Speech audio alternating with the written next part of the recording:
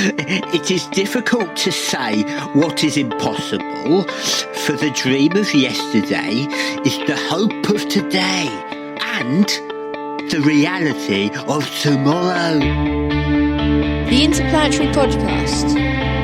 The exploration of space for the benefit of all mankind. Your hosts here in London, Matthew Russell and Jamie Franklin. Do you know who that was, Matt? Yeah, do you know what? I'm trying to think who it was. Who was it? It was only Robert H. Goddard. No, but actually, I knew that it was Goddard that did the quote. But, you mean the accent? Yeah, but the accent sounded like someone really familiar, like something off Harry Potter or something. Yeah, I don't know. It just sort of came into my head.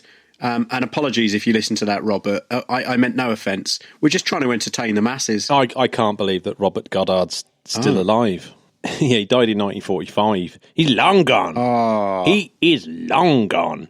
Rest in peace, Robert, and apologies for the voice. Described as the usherer of the space age. That's not a bad title. No. Hey, Matt, I'm excited. Do you know why? Why are you excited, Mr. Franklin? Well, they've only found a dozen black holes at the centre of our bloody galaxy. No way, have they? Well, I thought there was just one. I thought there was just one big one. We talked about this a few weeks ago, and we thought there was just one big one. One big one, Sagittarius A star. I mean, what's going on? Well, this is from a paper that was, I was going to say launched. Very apt. That was released. Yeah. It's by a chap called Professor Charles J. Haley, who's a bit of a superstar from Columbia University. And I was actually thinking, I wonder if he's related to the Haley of Halley's Comet fame. Oh, I don't know. yes. I don't know. Yeah. So anyway, this is what he said about the paper. It says, confirms a major theory. It is going to significantly advance gravitational wave research because knowing the number of black holes in the centre of a typical galaxy can help in better predicting how many gravitational wave events we might see. Now, Matt, am I right in thinking that up until now, the theory was that there was at least one in the centre of every galaxy, but they weren't exactly sure if that was the case? We reckon that there's a supermassive black hole at the centre of galaxies, but these are just black holes. These are just like your regular black holes, not your supermassive ones. Your bog standard stellar mass style black holes. The fundamental prediction is that there should be hundreds of thousands of these stellar mass black holes in orbit around the supermassive black hole. It's what's known as a density cusp. Density cusp? Yeah. Wow. A localised increase in the number of black holes around the galactic centre. And it's a fundamental prediction of galactic stellar dynamics. So the best place to obviously look for them is our centre of our own galaxy. The supermassive black hole, Sagittarius A star. So 20,000 black holes are supposed to be in orbit there within a parsec of the galaxy centre. Got it. Yeah, something to do with dynamical friction. Oh, I know all about that. But they haven't been detected. They've been trying to look for these black holes in a way that hasn't borne any results. But this team, led by Charles Haley, have gone about it a different way. They've looked for low-mass X-ray binary systems. Yeah. Yeah? So the actual paper is called A Density Cusp of Quiescent X-ray Binaries. Now, quiescent means not active.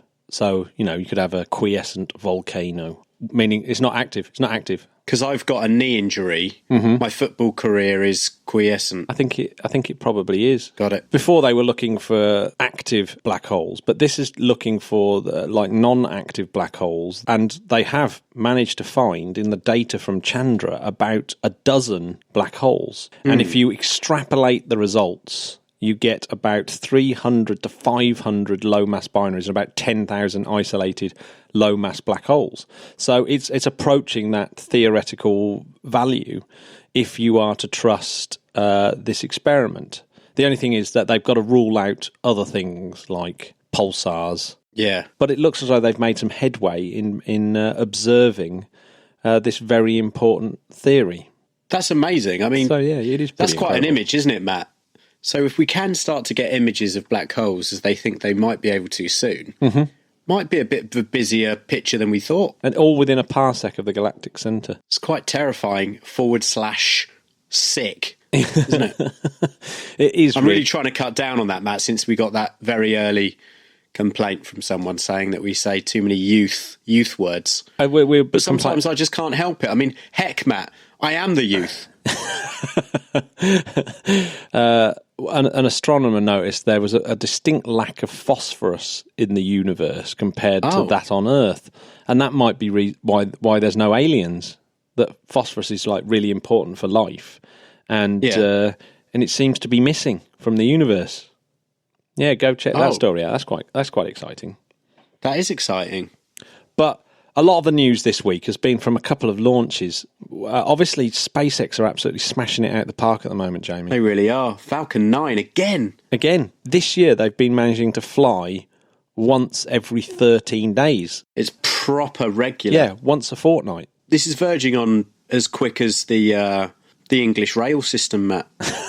Yeah, I get a train once every 13 days to Guildford. Yeah, this is like Southern Rail. Don't even talk to me about the railways. Little bit of political humour for you, Matt. Mm-hmm, very much so. Yeah. Yeah, so what's been funny, though, is SpaceX have been abandoning... They haven't even bothered. And it's actually made watching the launches a little bit boring, if I'm honest. They haven't even bothered trying to land them anymore. So the boosters are just flying off and smashing into the sea. Oh, why? Because they've got a massive inventory of Block 3 and Block 4 versions of Falcon 9. Right. And they've already done one trip, and that's their sort of second trip. And the engineers have decided that really after two trips... Number 5. Yeah, they're working on number 5. So that's what they want to concentrate. And they've got to fly 5 quite a lot before they can send astronauts up, for example. So they're concentrating on that, and they're also using Block 3 and Block 4 boosters so that they can collect loads of data for the high-speed kind of attempts at landing at sea. So they're just sort of practicing with them as well. So they're not completely wasted. Not complete waste. Okay. But yeah, we're not seeing any beautiful booster landings now. Talking of landings, what's happened to one of your favourites, the Chang'e? The Chang'e. What's happened? Well, yeah, it's come down. It's burnt up near Tahiti on Sunday, which I think was a bit of a damp squid, to be honest, because I don't think anyone's got any footage of it because it's out at sea. No one saw it. Well, it might have landed on a damp squid. Literally. Yeah, that's good. Yeah. And one of our favourite places ever, Estec, our second home, has its 50th birthday this week. Oh, yeah? It was inaugurated on the 3rd of April 1968. Bon anniversaire.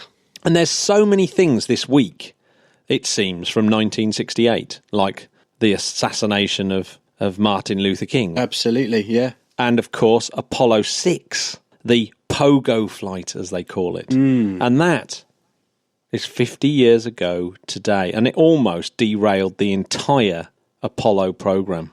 If that had really gone wrong, we might have been looking at a world where America collapsed and the Soviet Union triumphed. Pretty amazing, isn't it? But I mean, what could it have been like? Oh, that's why I'm getting really excited about Apollo 8 50th anniversary later this year, because the more you hear about it, the more amazing that is. But we'll be talking about that with Robert Kurson later on. So stay tuned, listeners. Well, Matt, as we're talking about anniversaries, we should really talk about the 50th anniversary of the release of, one of our favourite films for sure. Oh my Stanley gosh, yeah. Kubrick, an Arthur C. Clarke science fiction film, 2001, A Space Odyssey, my mum's favourite film ever. Well, and rightly so. It's got to be one of the greatest movies ever. Oh, it's just incredible. And of course, Arthur C. Clarke, very associated, like ourselves, with the British Interplanetary Society. So I kind of feel a real affiliation now. Yeah, so, yeah, absolutely. 50 years. So many things they got right on that as well. Flat screen Really displays, graphical interfaces. I mean, imagine it. Before, no one had even considered like a screen showing information graphically. And that was what was in the film. So it must have just looked incredible. And just the music that went with it at certain points. Oh yeah, the music. I mean, really, that was just the moment for me where it was like, it doesn't have to be one or the other. I mean, what a marriage that is. Yeah, and we actually feature a lot of that music on our playlist. We did. Have you not checked out the playlist yet? Get yourselves onto Spotify. How can people find it, Matt? They can just go to in fact, I always have a link in the podcast notes, so it's always there. But it's, if you just look up the Interplanetary Podcast on Spotify, you'll find our playlist. Well, I'm going to do it. Do it. It's absolutely amazing. I love that. And if you need us to add anything, let us know. Let us know, because we still do keep getting the odd request in. It's normally one that's already on. Now, you will not find any more songs we haven't got on there about space. You just can't do it. There's normally one on there. We did have a complaint when we were discussing our favourite black hole songs a couple of weeks ago, and someone pointed out that neither of us had chosen Rush Cygnus X1, which he's got a point. I mean, it is about a black hole, and it is ace. Yeah, but we can't have too much prog on the show. No, we can't have too much prog. But we do have a prog. We do have a prog rock interview coming up. More on that in a couple of weeks. Oh, yeah. We actually genuinely have. We do, don't we? Yeah, we genuinely do. That's why we're backing off a bit now. Step away from the prog. Yeah, and so, 2001, what an amazing film. If you haven't seen it, clearly you need to go see it. What are you doing? Yeah. I love this quote from Stanley Kubrick when he was interviewed in 2001 about the aliens. Get this. So here we go. They may have progressed from biological species, which are fragile cells for the mind at best, into immortal machine entities, and then over innumerable eons they can emerge from the chrysalis of matter transformed into beings of pure energy and spirit. Their potentialities would be limitless, and their intelligence ungraspable by humans. That is brilliant. Yeah, he's describing the Sentinel, or the black obelix thing. I just love from that. 2001. It's amazing. It's such a great film. Oh, God, I might have to go back and watch it now. Just a couple of launches this week, which are quite exciting on a British front, Jamie. Mm-hmm. So last week, obviously, we had a load of Chinese action, a Russian action, and we actually had an Indian GSLV Mark II that flew. We should talk about that one first, actually, because that had a Vicus engine, a sort of a next generation Vicus engine, and that's based on the Ariane 4 Viking engine. Of course. Yeah. It performed so well that they're going to use it on the Chandrayaan 2, which is planned for October 2018. Nice. Which is the very important Indian mission. But however, this satellite that's gone up, the first orbit maneuver was good. Second one, good. Third one, they've lost communication. So at the moment, the poor old Indians have lost communication with GSAT 6A. Not good. Ooh. Oh. So the Russians put a military satellite up, and then the Chinese put a couple of their equivalent of GPS satellites up. Then Falcon 9 went up with some Iridium stuff. But here's the interesting one. So on April the 2nd, another Falcon 9 went up, and it contained a satellite called removeDEBRIS, which is from our very own University of Surrey. Oh, it is? Yeah. So this removeDEBRIS is obviously what it says on the tin. It's not exactly hard to understand what this thing does. And it's a little demonstrator to try and see what... and we have talked about this when we talked about Kessler syndrome and things like that. But it's finally flown, and I hadn't actually spotted this, but it was on that Falcon 9, and the whole idea is that it's got two little CubeSats on board this little mothership, and it releases them. One, it tries to track down and catch with a net, and the other one, it tries out its laser technology, its LiDAR. Laser ranging, which I should imagine is very similar to the technology on autonomous cars, actually. Matt, when you say a net, that's not a girl called Annette. That's an actual net to catch. Okay, yeah. Yeah. No, it is literally a net that they fire. Right. And then they've got another demonstration where they extend a boom arm that's got a target on it, and then they fire a harpoon at it and see how objects behave in microgravity and see what the effects are. Because no one really knows. Matt, we're in the wrong job. We need to be doing experiments like this during the day. Imagine how cool that is. See, Imagine that. Where I work, I could literally walk up the hill and talk to these guys, and I'm not quite sure why the hell I haven't. Why haven't you? I drive past their little people carrier every now and then, and what am I doing? Can we go down and do a live podcast? Yeah, we should do, definitely. We should. So if any of you guys who work at Surrey Satellites, let me know. Invite me up, please. I'm only round the corner. I'm in Guildford on every single day of the week. So let me know, please. And its fourth demonstration will be to have this enormous sail that will drag the mothership back down to Earth. So they'll be testing like a kind of large membrane sail. Mothership. It's a good word, isn't it? It is cool. A mothership that deploys these little CubeSats. It's very cute. Yeah. It's cost the European Commission 13 million quid or 15 million euros. Remember when 13 million quid would be more like 20 million euros? I was just going to say, that doesn't mean anything to us anymore. It's just like, what? They're almost one for one. It's like a nightmare. Ridiculous. Thanks, Brexit. Thanks, Farage. Cheers. Cheers, Boris. He didn't even want Brexit. It was just his bid to become Prime Minister. God. So this will be deployed by nanoracks on the International Space Station, as is another little satellite that's gone up. So the Atmosphere Space Interactions Monitor. And remember that really cool picture I showed you of gamma rays coming out of lightning storms? I do remember. It's gone up to analyse those. Oh, so yes, so it's going to be flying around for 2 years.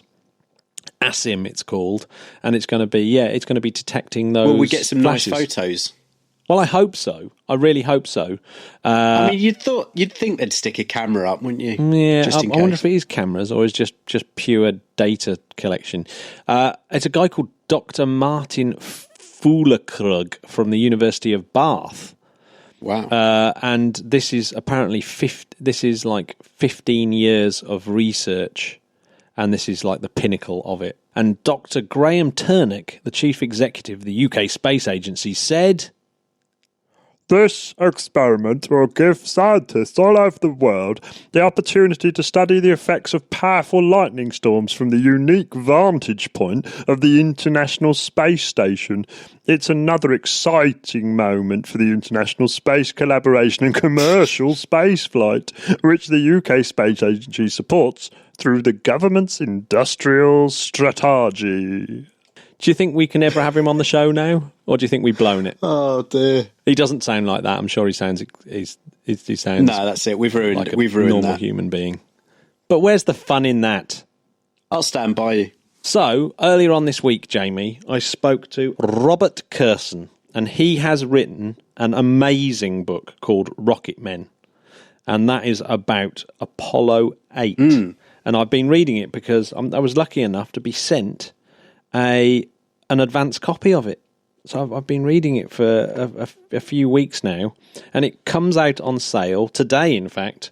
You should definitely go check it out. But I've got an interview with him right now, if you would like to hear it, Jamie. Would you? Please, I'm open all ears. Oh, I love this guy as well. He was very, very polite. He lived in England for a while as well, at the University of Warwick. Good lad. Good uni, that. He got sent to Coventry, where he studied philosophy.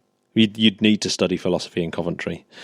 Absolutely. Well, nice one, Robert. Thanks for that. That's great. Yeah, so he really is an amazing author as well. He's written several New York Times best-selling books. So he's a very well-respected author with a massive passion for space, and this is an incredible book. That mind-blowing how brave the astronauts that flew Apollo 8 are. So, do you want to hear? I'd love to hear it. I'm joined by Robert Kurson, whose book Rocket Men is out on Random House on the 3rd of April. Hello, Robert. Hello, great to be with you. Before we start, can you tell us a little bit about yourself, and the launch of this book.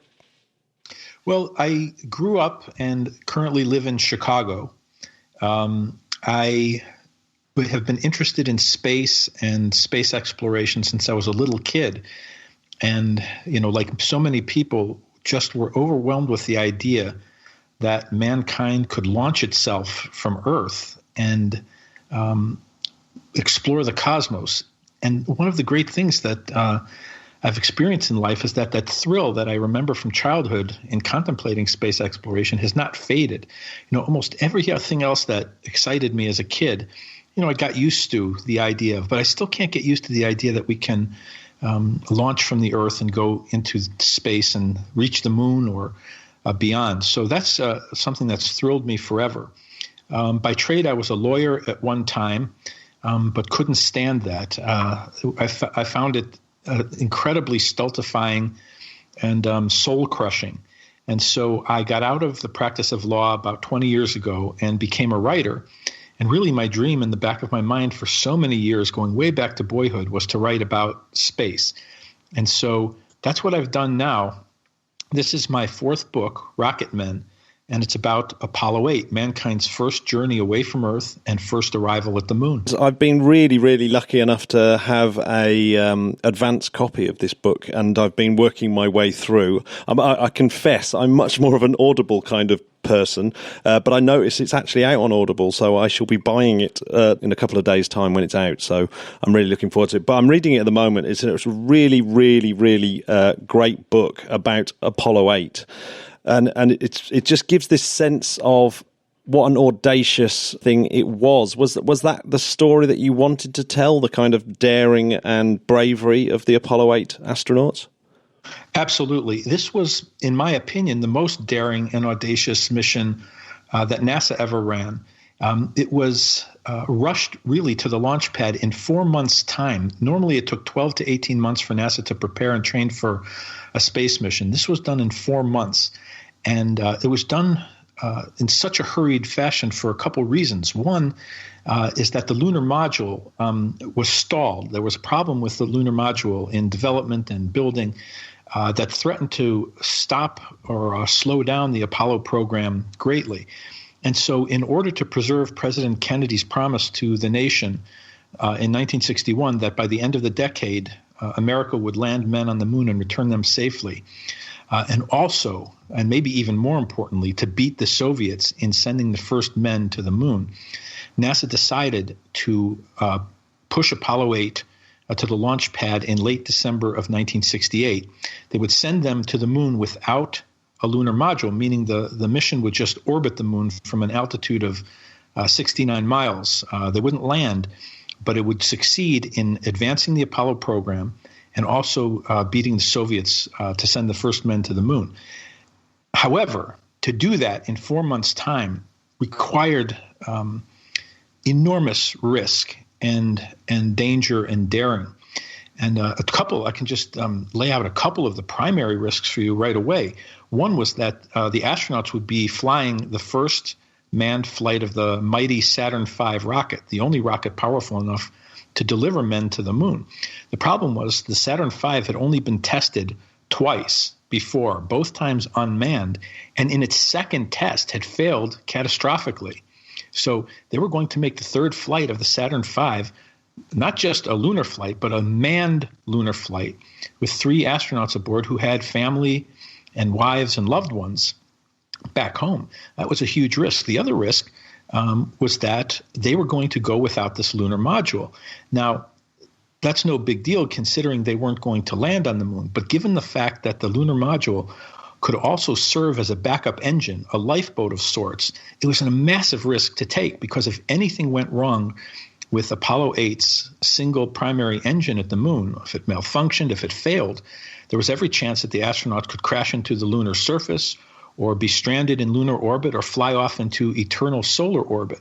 So the single SPS engine they were going to rely on had to function beautifully, or they were in huge trouble, to say the least. And then there was a host of other risks that they were undertaking that made this, again, as I think and as many astronauts will tell you, the single most daring and risky mission NASA ever undertook. Well, yeah, I mean, every time I read about Apollo 8, I get it really does make me feel a little bit queasy, the going round the far side of the moon relying on one engine. So these really, really brave astronauts, Borman, Lovell and Anders, the book seems to be based around your meetings and interviews with those astronauts. So what was it like meeting these great and brave astronauts? It was a true lifetime highlight for me to meet all three of them. And one of the things you fear as a writer is meeting people you've admired, because it's easy enough to be let down. But I have to tell you that each of these three men, Frank Borman, Jim Lovell, and Bill Anders, was as kind and as gentlemanly and as good a guy as you'd ever hope to meet in life. They weren't just good guys for astronauts. They were just the nicest guys you'd ever want to meet, and as down to earth, if you pardon the pun, as you could ever hope for. And so it made interviewing them not just easy, but a real pleasure. And their recall of the events and of the mission were astonishing. When I first met with them, Frank and Jim were 87 or 88 years old, and Bill was about 82 or 83 years old. And it was as if you were talking to them the week after Apollo 8 returned to Earth. Their ability to describe things, to recall detail, and to explain for the layman, which I am, what was going on was just astonishing. It was a very, very lucky break for me. And I consider it a real life highlight to have spent a lot of time with them, both in person and on the phone. I even got to fly with Frank Borman and with Bill Anders in their small planes. By the time I found the story, Jim Lovell had stopped flying. But just having those flights with those men was something I'll never forget for the rest of my life. Yeah, I am extremely jealous at this point, but very, very heartwarmed that they turn out to be such lovely, lovely people. I mean, that's great, isn't it? Were there any other people that you interviewed, and did you have any favourites amongst the cast of many? Well, one of my favorite interviews I did was with Chris Kraft, who is really a legend in NASA history. He was responsible for the concept of mission control. And any astronaut you talk to or any NASA manager you talk to will describe Chris Kraft as essential to the American space program. He was 91 when I first interviewed him, and he gave me 2 full days at his home in Houston.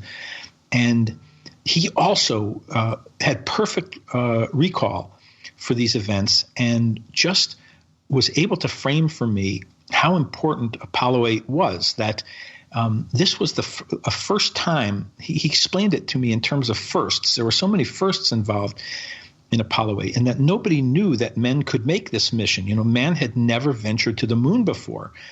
And this was the first time, and he stressed to me that NASA, when they came up with this plan just in August of 1968, that's when they first really settled on this plan, really did not know how to go to the moon. And to hear a legend like Chris Kraft say, we really didn't know how to do it completely at that point, and we had to learn along with the astronauts in 4 months, was just startling and so dramatic. And like the astronauts, he was just as good a guy as you could meet, and just made me feel like you had to root for these guys with everything you had, because they did something really, truly once in a lifetime with Apollo 8. Oh yeah, I mean it's brilliant when you recall some of the conversations, and it's people like von Braun and James Webb and people like that are all involved in the conversations. It just seems absolutely mind blowing that those conversations were going on with essentially who are legends now. But one of the reasons why I'm talking to you right now is because we've, of course, got Apollo 6, which was one of those Saturn V test flights, and the 50th anniversary is now only days away. How did that go if we were to transport ourselves back 50 years?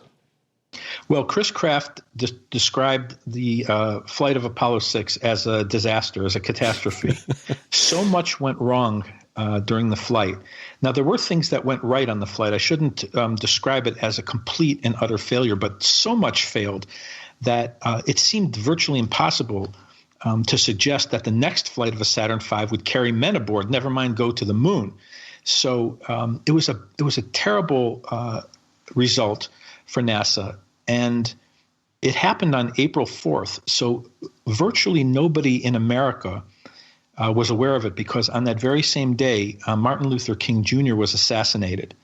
And so the newspapers here were full of that and didn't pay much attention to the troubled flight of Apollo 6. The American space program had hope for the Saturn V, not just because they had some time and they had Wernher von Braun at the helm to correct these problems, but also because the first test flight of the Saturn V had gone so beautifully. And if anybody wants to experience something really dramatic, you should go on YouTube and listen to Walter Cronkite. He was the most trusted man in America and the anchor man of CBS News. There's video on YouTube of Walter Cronkite describing the first flight of the Saturn V. And it's just stunning to hear him react to the kind of power that had never been produced by mankind before that day. So, yes, the Apollo 6 was a big problem. The 50th anniversary is coming up, and just another of the many astonishing things to look at when you realize that NASA pushed forward and sent these guys to the moon on the third flight of the Saturn V just in December of 1968. Yeah, I mean, that is incredible. So were NASA feeling quite optimistic before Apollo 6, or was there already sort of trouble in the waters, as it were? Well, I think they felt confident about the rocket as they were coming up to the test of Apollo 6. But you have to remember that there was still a lot of concern at NASA because of the tragedy of Apollo 1. You recall that in January of 1967, 3 American astronauts died on the launch pad during a test for Apollo 1, which was to occur a few weeks later.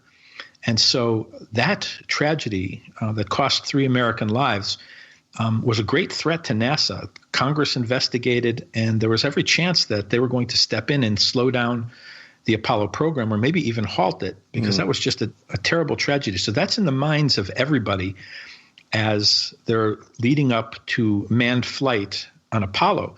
And when you see Apollo 6 have these problems in April of 1968, it couldn't help but remind a lot of people about what had happened on the launch pad for the Apollo 1 astronauts. Yeah, I mean, it's just incredible. So if we were the Interplanetary podcast and we were sent back 50 years and podcasting was a thing, which it isn't, of course, but 50 years ago, what after Apollo 6, what would the next couple of months say for April, May and June? What's the kind of things that we would have been talking about? Was Apollo still kind of like a big news story at all times? It's huge. It's the biggest news story there is.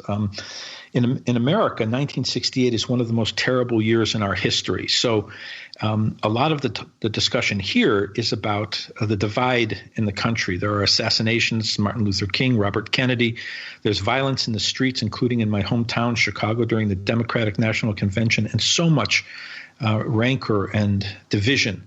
But in terms of people who are interested in space and what's going on at NASA, the real focus is on the space race, because we are locked in an existential battle with the Soviet Union to see who wins the space race. And getting the first men to the moon and landing the first men to the moon are 2 of the most important pieces, and really the final pieces in the space race. And there are all kinds of military implications to who wins the space race.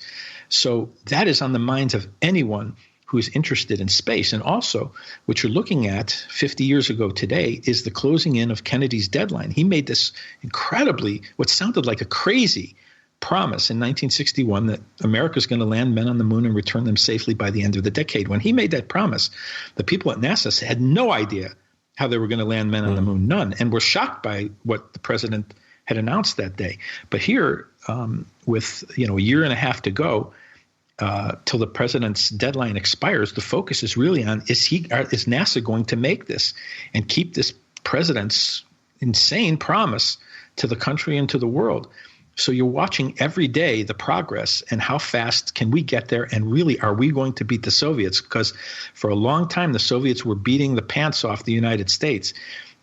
Every first they seemed to own, and every space spectacular they seemed to own. Now that had changed with the Gemini program, but it was neck and neck to see who could get the first men to the moon when you're looking 50 years ago today. Yeah, so as the Interplanetary Podcast, would we have been commenting on what the Russians were up to? Because there seemed to be an awful lot happening in 1968 in terms of robotic craft going to the moon and other places. Yeah, you're going to be commenting on it, and British observatories are tracking their Zond spacecraft as they go around the moon and practice the very final stages before they're going to send a manned flight.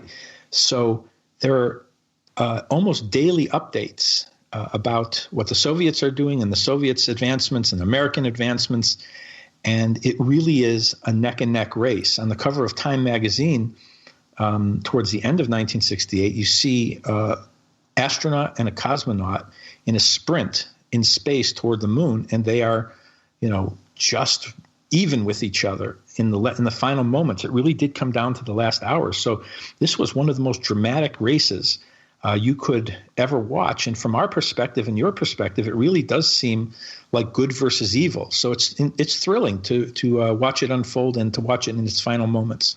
Yeah, I'm really looking forward now. Really, after this Apollo 6 50th anniversary, we really have got the run into Apollo 8, and looking back at those kind of historical landmark moments. I mean, do you think that there's something to be said that the Americans kind of open society and openness when they were talking about what was happening at Apollo? Presumably they were very open with what was going on and how they were proceeding, in stark contrast, I would imagine, to the communists. Is that have I got that right? Have I got that bit of history right? Were America really open and Russia very closed, and therefore it was quite hard to judge whether it was neck and neck or not? Yes, you're absolutely correct. Every success we had and every failure we had was right out there for the entire world to see. Everything was broadcast live. You couldn't hide anything. And that's one of the beauties of this country, that the good and the bad are out there for all to see. The Soviets, of course, let you know only about the good. But they became so confident in 1968 as the race to get the first men to the moon was approaching its final hours, that they started to really announce, even in advance, some of the things they were doing and let people know just how wonderfully they were doing. So you started to hear announcements as spacecraft were in mid-flight rather than after the mission had been completed. And that only served to make people rooting for NASA and the United States even more nervous that the Soviets were going to win this space race.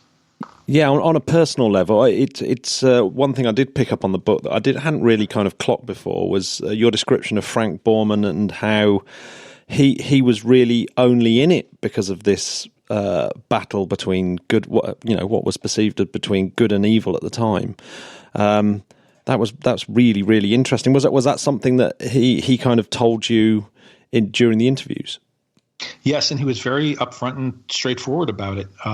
Some people like to romanticize the Apollo mission and saying this was done for the sake of science and picking up moon rocks and inventing Velcro and Tang, space drink. But the astronauts, many of them, and especially Frank, will just tell you that's not what it was about at all. It was about beating the Soviets. And as far as Frank was concerned, that was what it was all about. And when they made the journey in Apollo 8 and returned and became the first men ever to reach the moon, to Frank Borman, he had done his job. And that's what he was aiming for all this time. He believed in the goodness of America, and he believed in the importance of defeating the Soviets on really what had become the most important battlefield in history, outer space.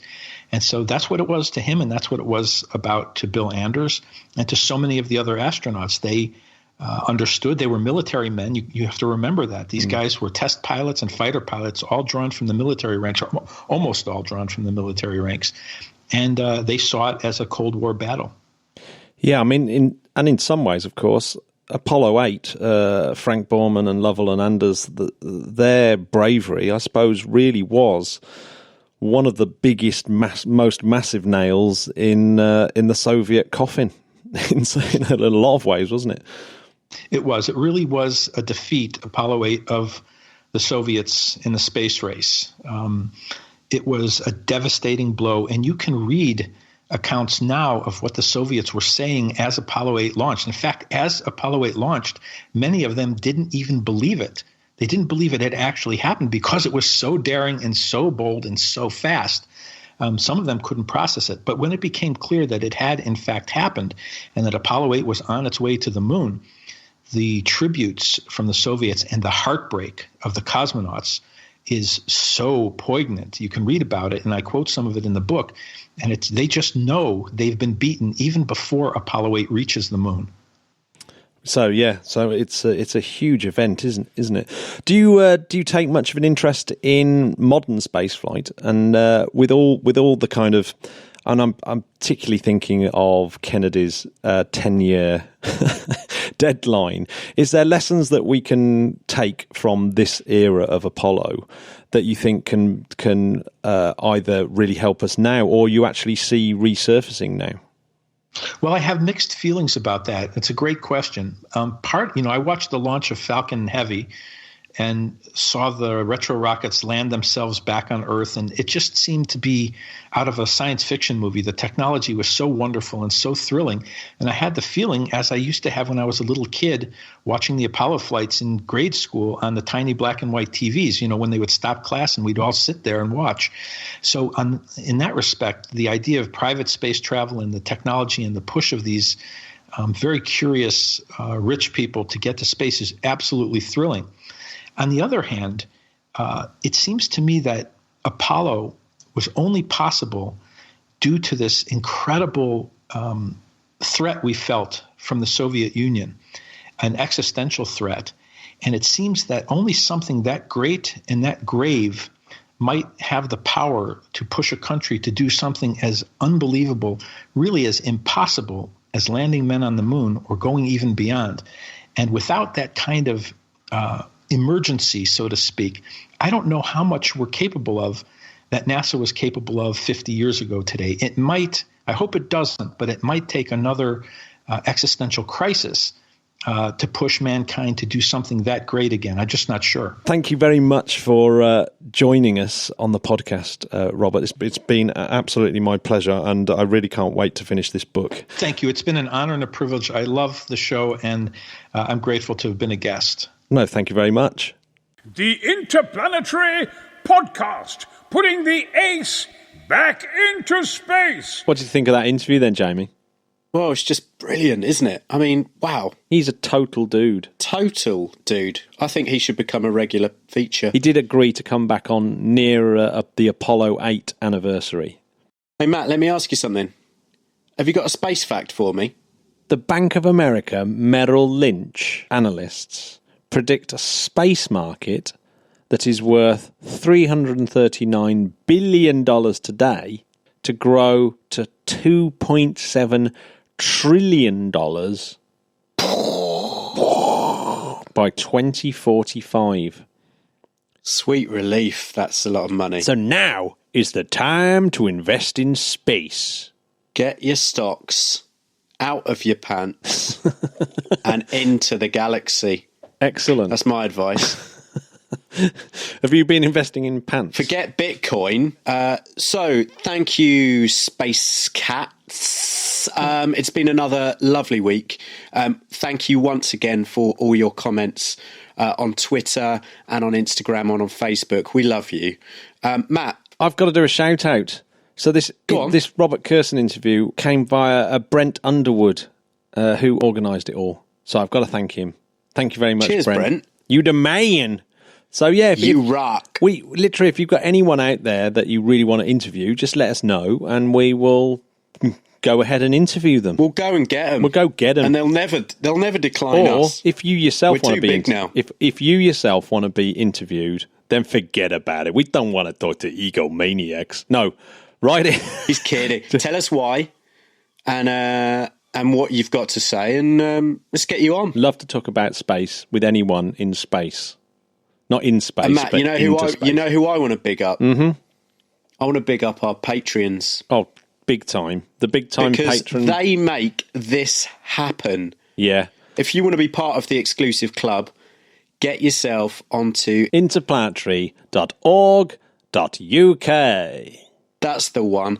Get yourself on there. Everything's on there. All the links. And you'll be able to see how you too can become part of the exclusive Patreon club. What, you too? You too have joined? Of course they have. Oh, excellent. Bono is absolutely loving it. I'll tell you what, Bono has also gone onto iTunes, Matt, giving us a 5-star review. Mm-hmm. And he's just been honest. He's just been waxing lyrical about how much he loves it.